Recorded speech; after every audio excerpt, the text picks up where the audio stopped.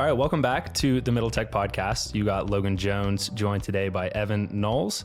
And today we are talking with Monica Bilak, who is the Executive Director of Sprocket Innovation, which is the Kentucky Innovation Hub based in Paducah, Kentucky.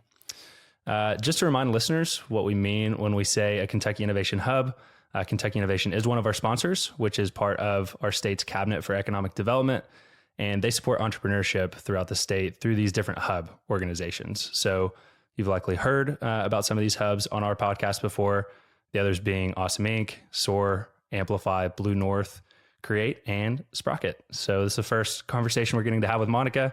We're super excited to talk to her, hear her story, and hear about the mission of Sprocket in Western Kentucky. Before we dive into this conversation, we just want to get a quick word from our sponsors. Middle Tech is presented by KY Innovation, the Kentucky Cabinet for Economic Development's Office of Entrepreneurship. KY Innovation exists to support and develop Kentucky's startup ecosystem, and we are proud to be supported by an organization whose mission aligns so closely with ours. If you're a founder building in Kentucky, you need to check out the resources that KY Innovation has to offer. You can find more information by clicking the link in our show notes or going to kyinnovation.com. Middle Tech is also supported by Huntsicker, an impact venture studio based in Lexington, Kentucky. Huntsicker is creating companies out of the ordinary by founding and funding the next generation of purpose-driven startups. They partner with founders to create indispensable solutions to the world's most fundamental problems. On a quarterly basis, they host an invite-only intimate gathering called Fireside Convos, where attendees representing a wide network of stakeholders in the regional entrepreneurial ecosystem discuss timely topics, including the role of AI for startups out of Kentucky and the challenges of identifying and attracting talent. To be considered as a guest, visit huntsicker.co/fireside to apply. Middle Tech is sponsored by Bolt Marketing. Take your website to the next level with a website that's built to work. At Bolt Marketing, they're revolutionizing websites for small businesses that are affordable, customizable, and hassle-free. Whether you have a construction company, a boutique clothing store, or you own a hot yoga studio, they have options for you. Click the link in our show notes to explore their marketing options that can transform your marketing and grow your business. And as a personal note, Bolt Marketing built our website, and they were awesome to work with throughout the entire process. We highly recommend working with. All right, Monica, welcome to the podcast. So happy to have you join us. How are you doing this evening? Thanks for having me. I'm doing great. Awesome. Well, just to kick things off here, we'd love to just get a quick background on you. So tell us some of your career highlights and how you ended up leading Sprocket. Oh, yeah. Well, career highlights, they're all over the place. I started running microgrants when I lived in East Africa. So I used to work with women crafters and helped them start their businesses. Moved back to the U.S. and then ran a couple of small businesses that were more brick and mortar, like coffee houses and gift shops and things like that.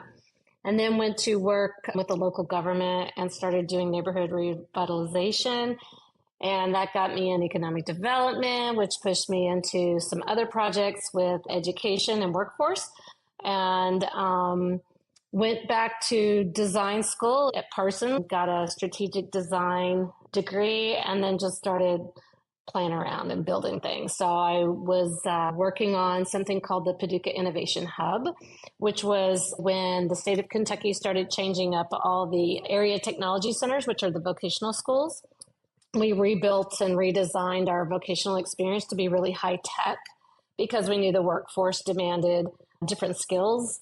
And while I was doing that, I was in the same building I'm in right now, but I was in the boiler room because I had free space, and I ran workshops for kids, prototyping tech courses. And then the state came around to see what we were doing because they were playing with this idea of building out this other space next to the boiler room, which was about 9,000 square feet.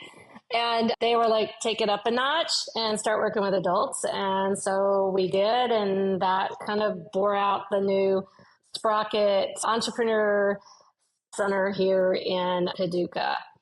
So it sounds like Sprocket kind of started with younger students at first, then blossomed into more programs around adults and entrepreneurs that had been at it for a little bit longer. So when was kind of Sprocket as it is today first established? How long have you guys been around now? Well, so the nonprofit started in 2017. We spent a few years just working on youth programming and tech. And then around 20 2020, of course, what a great time. We decided to really expand everything. We started writing grants, and we actually started launching all our programs in 2020. We moved into our space in 2021. So it was a lot of fundraising and different things going on with that as well. So yeah, we've been spending a few years on it, but we're still very new and very early in this game. Getting to do work in Africa, as you mentioned, really interesting background there as part of your journey. What were some of the takeaways that maybe you've used here in the States? So I'll tell you, my biggest takeaway is sometimes all you need is a little leverage. You really need to, you need a little bit of something to help you really understand your market. So the role I would play with the women that I worked with was really helping them tap into a viable market. And that was basically me at the time, and anyone that was, there was a lot of expatriates living in a large community. We did healthcare, we did education, and I was trying to help them tap into our market. Like, hey, how do you sell to all these people who aren't from your country, but they're here and they're wanting goods and they're wanting clothing and they're wanting, what kind of product? So I'd help them with product development, product design, and then I would just help them with really small investments that really meant a lot to them. And it was practically nothing for me to make that investment, but it would change the entire outlook. So I think I really saw when you can really get to what is needed so that company can develop some traction, it doesn't necessarily have to be a lot. It just has to be the right thing.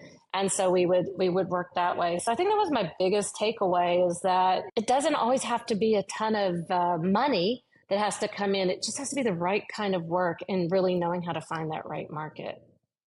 And back to Sprocket, and with some of those learnings that you got from your time in Africa, tell us about some of the programs that you guys have within Sprocket. So when we got on our initial call, we talked about the Built Mentor Network, a jobs board that you guys are trying to spin up. Obviously we're familiar with that first 50K because we've interviewed Stevens Bonham on the podcast. So just give us kind of an overview on how you guys are actually supporting entrepreneurs on the ground in Western Kentucky. Yeah, so it's kind of a layered approach. We have just free networking every Wednesday. We have coffee. So you don't have to be a member of our space, a co-work member. You can just come in, make some connections, meet some people. And so we open up the space on Wednesday mornings for that. And then that just becomes a kind of a cool learning, really, non-threatening place to just kind of go sit down and hang out with some people and learn something if we have a speaker or whatever.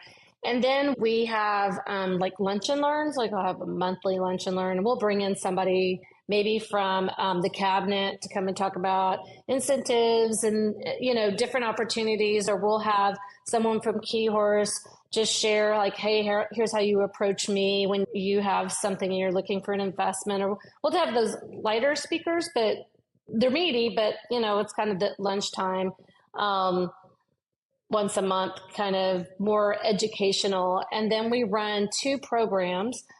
One is called the West Kentucky Innovation Challenge. We just had our first live pitch competition here last week for that. And that was more bring your idea. So we're starting with idea stage usually, and then let us help you see if it's viable, feasible, desirable, and if you can start building that out. And so it's a 6-week program. We integrated it with a mentor network. So they have all these people they can also use in addition to the coursework. And they have a time where they all come. It's almost like a study hall. Just come in and work together on your idea and see where it goes. So we do that twice a year. And then we have another program that's called Next 50K, which is what Stevens was part of. And we put out a national, actually it's an international call. We'll put it out. We've had a company from India come here as well. So we'll recruit people to Paducah and they have to live here for 1 year. Somebody on their team has to help start, build, and grow their company. And we give them $50,000 in non-dilutive funds. And then usually there's follow-on funding from venture investors. But they stay here. We get them really super connected. And like Stevens, they'll go on to be part of Vote Award, Render. They'll make their way because our network in Kentucky is so tight and we all know each other. So I feel like our network is faster. Stevens has always said, he met more connections in Kentucky than he did in Seattle. And I think that's just a testament to our connectivity here and our ability to move really quickly with one another because we all pretty much know one another. So I think, that's been a really cool program. We've brought 9 companies total to the community through that program. Yeah, and I think one of the goals of the hub ecosystem that Kentucky Innovation has set up is just kind of like having a front door for entrepreneurs to be able to come and interact with the community, because when you're just starting off in entrepreneurship or starting off and trying to start a small business, it can seem just so intangible of like, where do I go? What do I do? So just having that type of programming that brings people together and allows people to share learnings and interact with other people that are doing it is so important. And then I love what you're saying about interacting with the other ecosystems, because when you think of Kentucky as a whole, our startup ecosystem, our startup community might not be as developed as something like an Indianapolis or a Nashville, but we make up for that through the connectivity of it. And, I'm sure we'll get into digging into that a little bit more when we talk about how you guys interact with those other ecosystems. But talk about some of the other notable companies that are being built in Western Kentucky. So I know you mentioned, Feed Coyote, which has been on our podcast with Stevens. But what are some other ones that are worth mentioning, and just like a quick sentence or two about what they do? Absolutely. So eWagers came in when Feed Coyote was here, and he does online game wagering. And that's Noah Folk. He was one of the top 20 startups to watch 2 years ago. Another company that came actually for our innovation challenge was a company called Authify, which is working on pre-authorization for healthcare, helping kind of work through the insurance process when you're just trying to, get your services and the insurance company's denied your claim. How do you get that pre-authorization?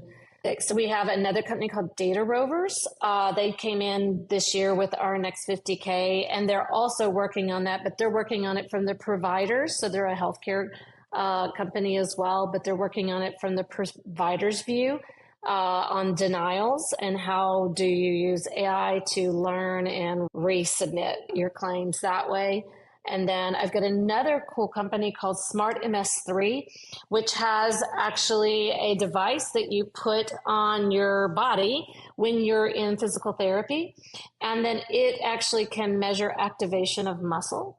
And so they've built the entire software platform for that. And they're working with a number of they're running pilots, and they have customers now in the physical therapy space. So we kind of got an assortment. We got UJoin, Corey Payne, Agility does financial services for state governments. So it's kind of all over the board, really, what we have. But we've been trying to focus in. So last year we created a healthcare advisory board that just serves as a mentor network when we have healthcare companies come into our space or into the region. And then they can actually use that. It's, CEOs, but also other healthcare adjacent business owners that can kind of help them build out their network, find those customers, and keep working on their business with a really nice, solid network. So kind of excited about that too. Very cool. And it seems like a lot of the hubs take like a corporate development angle as well and partner with larger companies in the region that have, existing well-run businesses to bring either mentors or resources into the hub. Do you have businesses there in Paducah or the surrounding region that you partner with and kind of bring into the Sprocket ecosystem? Yeah. And so that's something we've been working on. We're not super mature in that yet, but that's one of our big goals. It's interesting you mentioned that, though.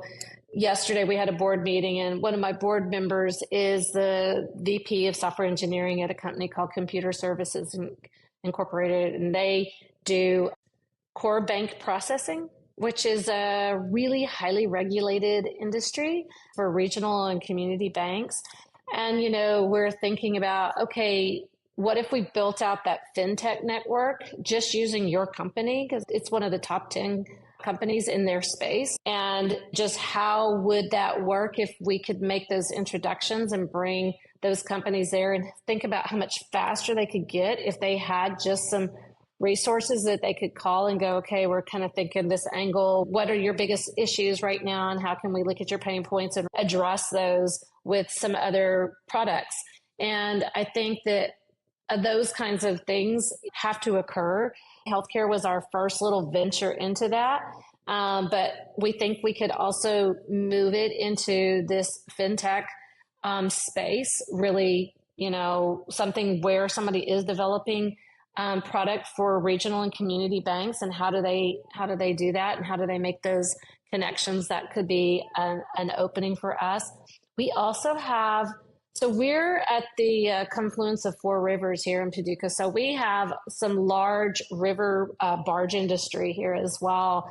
And so there's a lot of logistics and transportation going on. And so that's another potential opportunity that we could tap in the future. Once we make our way, it's like, okay, let's see if we can just get this one vertical figured out in healthcare. But how can we then add different sectors where we go, okay, this model worked here. Let's replicate it with another sector in our region and kind of grow those businesses that way. So it's something on our 3-year forecast, but we're still in the building stage. So we'll see how it goes. Yeah, I always think it's interesting when we think about the different ecosystems and how they really try and lean into the different industries that already have kind of taken root within their region. Mm-hmm. I mean, Kentucky's obviously very known for things like, logistics, things like manufacturing, obviously, energy, when you think of coal and now these new battery plants that are being established throughout the state.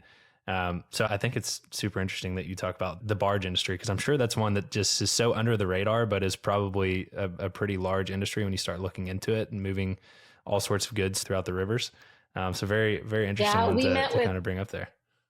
It is. And it's fun to talk to some people who think that way. We met with CVG 2 weeks ago, and the airport in Cincinnati, and, just playing around with, okay, how would you ship jet fuel? And just being able to have those conversations with people about what if, and it always leads to something. You never know what, right? You don't know what that's going to be. And that may be something that's 10, 15 years down the road, but we started the conversations and we started building those relationships and we started thinking outside of our space a little bit and just collaboratively. And I find that really that's how it all begins, right?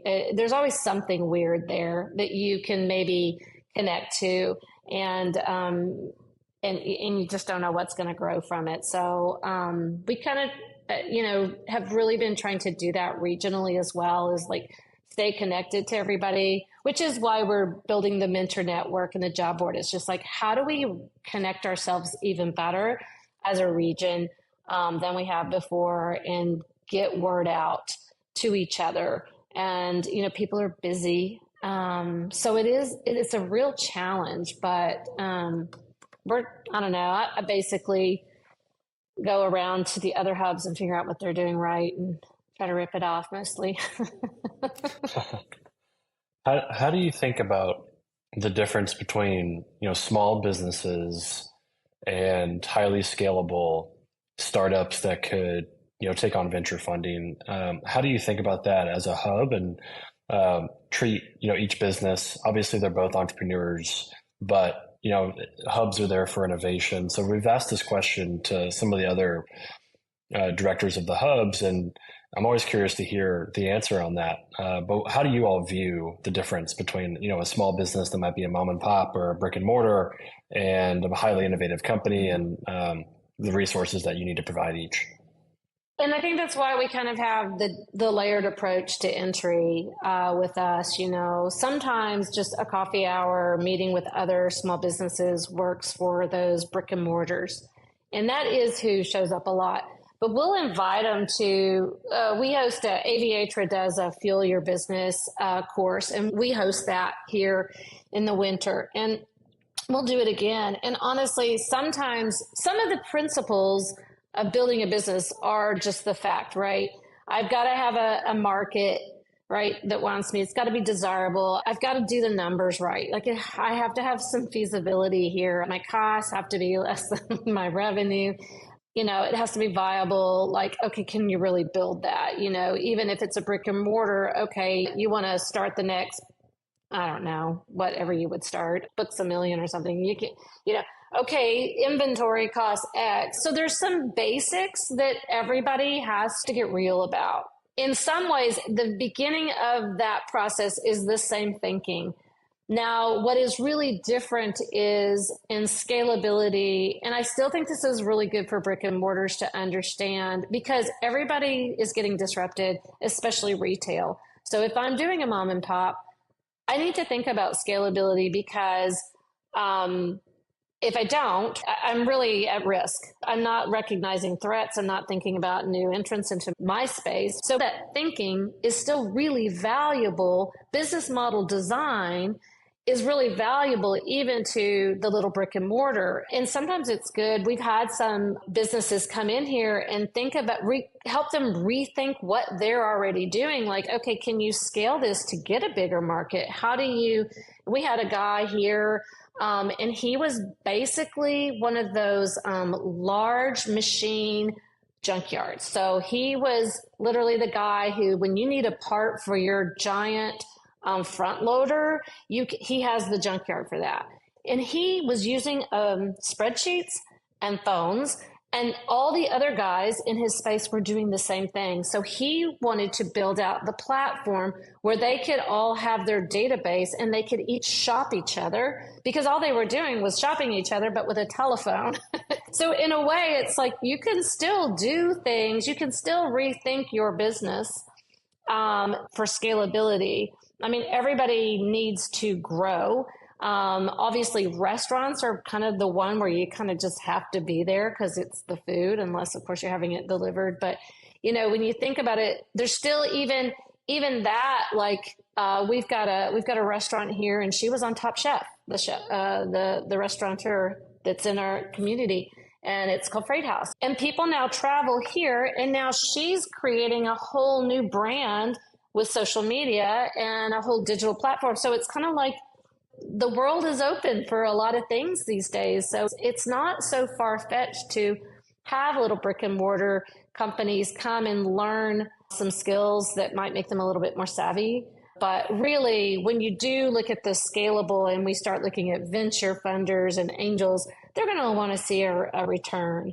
And so we do give a lot of attention to them, and we probably have a unique mentor set just for those companies that isn't necessarily accessible to, hey, I'm just starting out, I'm working on an idea group of people who are entering. So we do kind of keep them a bit, like we have different programming for each, if that makes sense.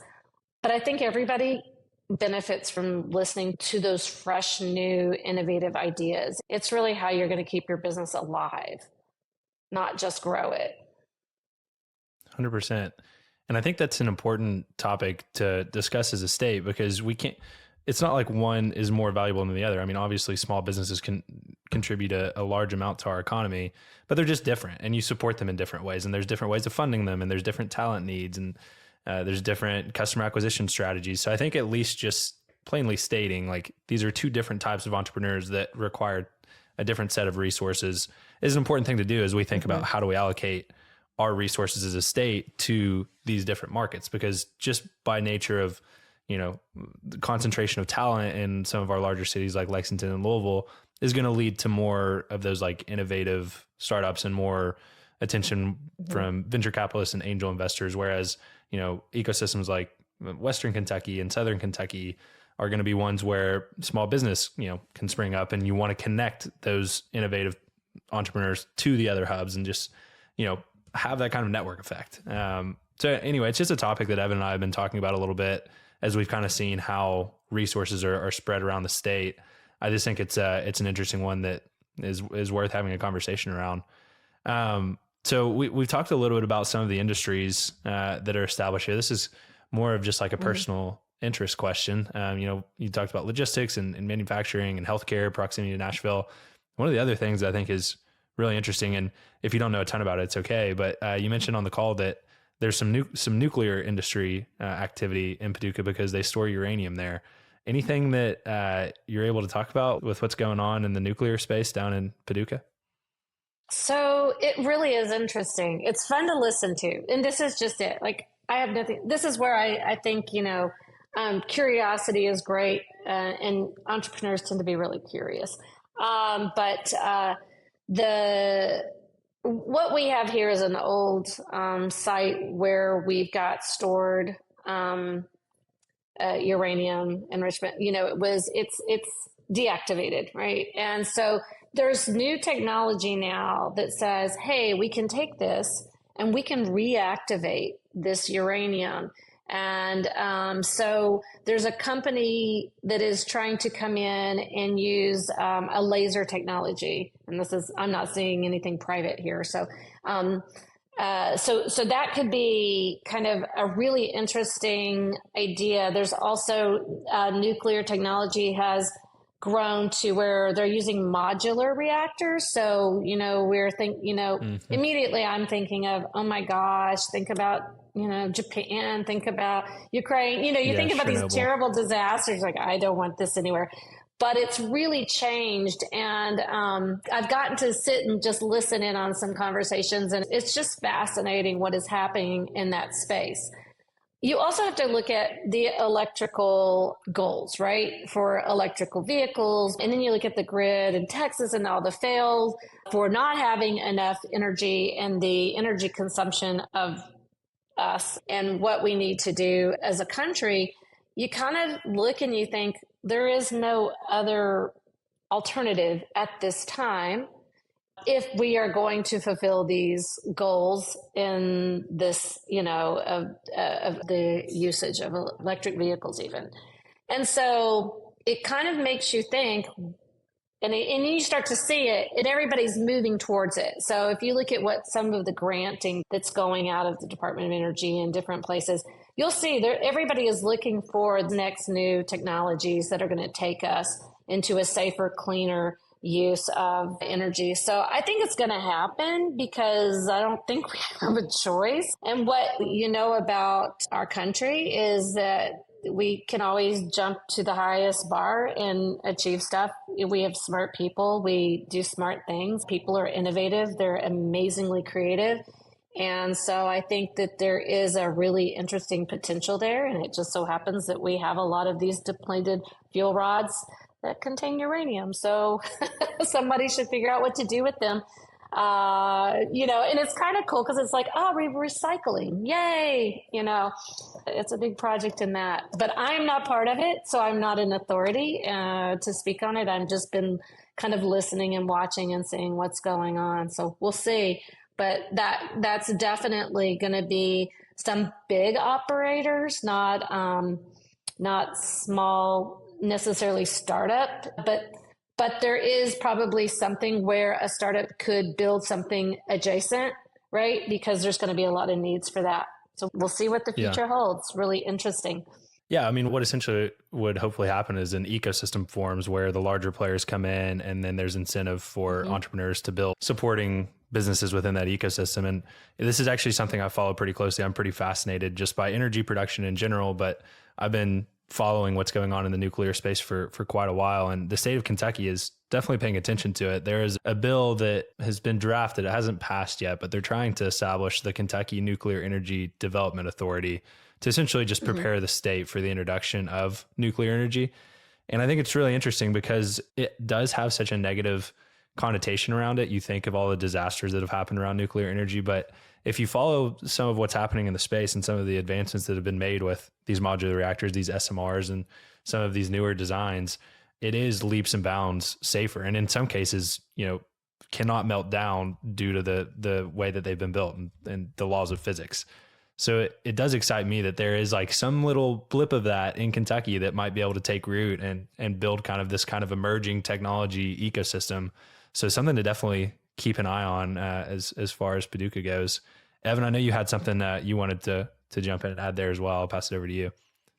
Well, I mean, just continue with the ecosystem theme. When we jumped on a call prior to this, you had briefly talked about partnering with the University of Kentucky, and there's a university system around the state. Again, a lot of the other hubs somehow partner with the local universities or UK, because UK just has such a large reach across the state. How do you all participate in that ecosystem of higher education around Kentucky? So UK has been great. They're a mile away from us, so it's so easy. So we have the only satellite school of engineering. So we have mechanical, chemical, aerospace, and they are just starting a computer science program as well. So it's fantastic. They have a makerspace. And so we can actually refer, for example, we had Seamly Systems. This was a really cool company, still is, and she does custom fit. So she did, basically you can take your measurements, or you can use a 3D camera, upload them, and then basically create custom fit clothing to your body. And so it's a really, really cool way to think about manufacturing of the apparel industry with almost zero waste. And it's probably the future of, honestly, the garment industry with zero waste, because it's a huge pollutant right now. It's like number 2 or something in just polluting the environment with the dyes and different kinds of waste. So she was able to then connect with capstone project there, and the students were building out a 360 camera, and what would that look like, and how could a home model, and basically how do we make this more feasible. And so they were kind of helping her develop what is the technology that needs to come in to really give you traction to make your company work. So they've been great with that. They've helped on a couple of other projects in terms of needing like higher math. We had another company here that was doing testing blood cholesterol, but it's non-invasive. So it was a physician who had worked for the National Institute of Health. And so it was basically, and he's still in production on it, but a non-invasive way to test cholesterol. And so that was great too, because the university has higher math students, and he had a lot of calculation and a lot of math that he was working on, and then a lot of just on the device, what to work on. So it's been really good to have those engineering students, both from Murray State and from the University of Kentucky, play a part. They get really excited too. Their professors get really excited. We all get really excited because there's something real world that the students are helping with, and it really stimulates their thinking about, oh my gosh, where is the world going? Where is industry going with some things? It just makes them smarter. It makes them more creative. It helps them understand what does a company actually need, and how would you provide what they need, and how do you listen to a customer, and how do you listen to those features that they're looking for. It ends up being just an absolute win-win for everybody when we do that. So we've really enjoyed it. We're looking forward to doing a lot more of it. We did just apply for a grant to do something in more medical device space, just because of the engineering students that we have here and how many we have. So we'll look and see if that actually pay the students to do engineering technology for us in their maker spaces. So we'll see what happens with that. Fingers crossed, but never know. Super interesting. And I think that comes back to the theme that we kind of hit on at the beginning, just about, an ecosystem like Paducah, like Western Kentucky, that just might be smaller or different than one like Central Kentucky, Louisville, and Lexington. It's interesting to think about the role that universities can play in kind of connecting all of those ecosystems, just kind of one of the fibers that connects us to each other. UK obviously being a great example of that, Murray State, University of Louisville, all those types of universities, especially when it comes to like the young minds that we really want to get into the workforce and cultivate that talent that all these companies are always looking for new talent within the state. And I think that's one of the kind of key ways that we connect everyone.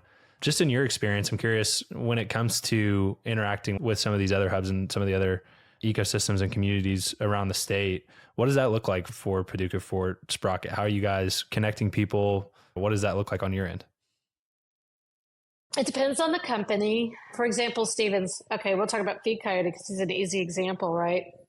He was working with freelancer application. And I was, we're a community of, in just my county, there's only 70,000 people. So hard to find all the freelancers. It's not kind of that, we have a co-work space here. So young people do kind of gather, and more creative companies do hang out here. But it wasn't going to be probably enough. And so that was where, I called Larry Horn and I'm like, hey, I've got this guy. How can you help me? What do you know? What kind of networks do you guys have that are already in existence that he can tap into? And then I think Larry introduced him to Techstars, made some connections for him there. So then all of a sudden Stevens is now in Techstars, he's, it just, lots of things happened as a result of just like a couple of calls and going, here's a problem we're trying to, solve here. And we've got this pain point. And what do you have that solves this for me? Or who do you know that can get this connected? And then I think I called Lisa Bajornis, right? And then she's connecting him to vote. And then then Render sees both Seamly and Feed Coyote because we have both of those, and they get in the Render competition. And so, there's all the exposure is what they needed. They had a working product, and they're like, okay, and for Stevens, it's net effects. So it was like, Stevens did other really brilliant things. Stevens knows how to reach out. He knows how to really communicate with people, but they needed that exposure. And so that's what we could provide as hubs, right? And so all of our hubs, we have amazing working relationships, and I'd call any of them at any time of day because they're that great. They're not territorial. It's not about that. We all know we want all the companies to win that we can get to win. So we're super free sharing. Nobody's kind of worried about somebody else taking credit for, I don't know what we would worry about, but that doesn't happen. So it's really wonderful. It's really unique. It's probably though why we do so well. It's why our companies get connected. I can call Key Horse at any time. I was on the phone with Zishan today, Zishan Body with Key Horse. We know everybody, and we have that ability to say, help me, help me with this. And they will think about it, and they will. There's something really highly valuable in that you just can't necessarily find in a lot of places, especially a really, really big city. You're going to start working your way in, but how long is it going to take you to get to the person? And here, I think it's just a lot faster. And everybody has amazing networks. Call Dave Knox at Blue North, and he knows everybody. Dave knows everybody. So 100%. I'll call him. All of them are on my I need you list. Yeah. No, and that's exactly how it should be. Just back to what I was saying earlier of if you think of Kentucky as a whole as its own startup ecosystem, startup community, rather than like any one city or one region, I think that's the winning strategy for Kentucky is if we look at all of these different cities and all these different hubs and just say we're on the same team here. Like we are on the Kentucky startup community. It's not the Lexington startup community or the Louisville startup community. And the more people we talk to, whether it's ecosystem supporters, actual entrepreneurs, investors, everyone has that mentality here. And it's a strength that I feel like everyone really leans into. And, kudos to Kentucky Innovation. Their hub network seems to be working as intended. Everyone's working together and wanting to be collaborative and share resources with one another and share networks. And, I think that's really what it takes to kind of, rising tide lifts all boats sort of mentality. So it's cool to, we haven't gotten to interact as much with Western Kentucky's ecosystem, but it's cool that it works the same down there as it does in any of the other hubs. But yeah, as we 100%. Yeah, go ahead. No, I'm just agreeing 100%. I think that's it. I agree with you. We tend to get cut off. We're in a different time zone. I don't know if y'all know this. We don't even share the same time with the rest of the state, which somebody needs to fix. I don't know who, but somebody needs to fix that one. And so it is really challenging, but that's the other thing is, we have a team. I feel like we are a team, and they don't let that stop us, so it has been great. It takes maybe a little bit longer for me to get to meetings, but it's fun to get away too. Absolutely. Well, as we kind of wrap things up here, we always like ending things looking towards the future. So as we think about Western Kentucky's startup community and Paducah in particular, what does progress look like for your all's ecosystem over the next 5 years? I think within our region, I think it would be, and we're starting this and it's very exciting, but really working more regionally instead of 22 separate counties as one region. And that has been really wonderful to do. It just started a leadership group. I was in this second year of a Leadership West Kentucky group. And I think, while the regional chamber is doing that, it's these relational pieces that make things move faster. It creates more efficiencies. It creates stronger ties of trust and ease of communication. So I would like to kind of capitalize on that by working with those different economic development directors and going, okay, where's a pain point? Where could a small company fit in? How can I support you?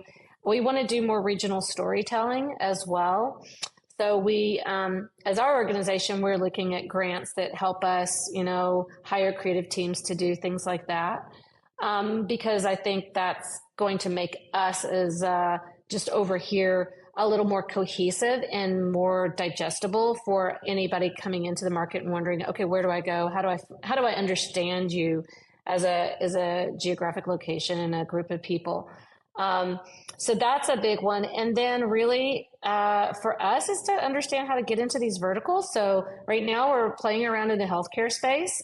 We built the advisory board, maybe there's going to be something in fintech. We'll build an advisory board around that and have these really strong networks that are built into our workflow that help people get connected and get moving into what they need to do. So those are the big goals. They're kind of relational. Really, maybe I should be looking at financial and different things like that. But we really think the power is in the people. And so we're going to focus on that right now. I love it. Well, before we let you go, if any entrepreneurs are listening that want to get in touch and get involved with Sprocket, where can they go? How can they get in contact? They should go to sprocketwky.com and that will take them to our website. It is going to be new and revised here in this January. We're going to launch the Mentor Network, the job board, a whole slew of courses and some other things in there, but that's where they'll go. And that's where they can get connected with us right on that website. Super easy. It's the best way to reach out. Awesome. Well, thanks so much for taking the time. We're excited to get this one out to our audience and looking forward to keeping up with the progress in Paducah and Western Kentucky. I really appreciate it. Thank you so much.